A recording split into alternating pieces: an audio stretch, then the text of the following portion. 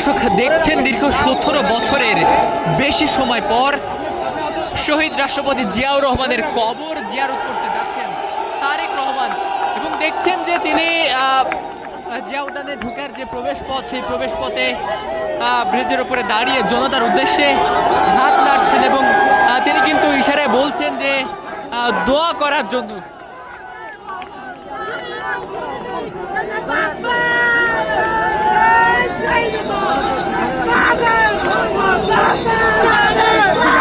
দীর্ঘ 17 বছরের নির্বাসিত জীবন পার করার পর তিনি কিন্তু গতকাল বাংলাদেশে এসেছেন এবং বাংলাদেশে এসেই তিনি প্রথমে গণসংবর্ধনা অনুষ্ঠানে গিয়েছিলেন 300 ফিটে এবং সেখান থেকে রাজধানীর এভার কেয়ার হাসপাতালে গিয়েছিলেন তার মা বিএনপি চেয়ারপারসন বেগম খালেদা জিয়ার সাথে দেখা করার জন্য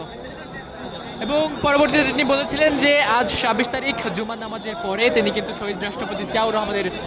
কবর জিয়ারত করতে যাবেন এবং দেখছেন যে এই মুহূর্তে সেই বিষয়টি আপনাদের দেখানোর চেষ্টা করছি। বিএনপির ভারপ্রাপ্ত চেয়ারম্যান তারেক রহমান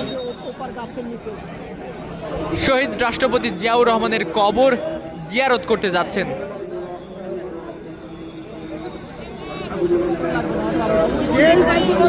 আমরা পুরো হাত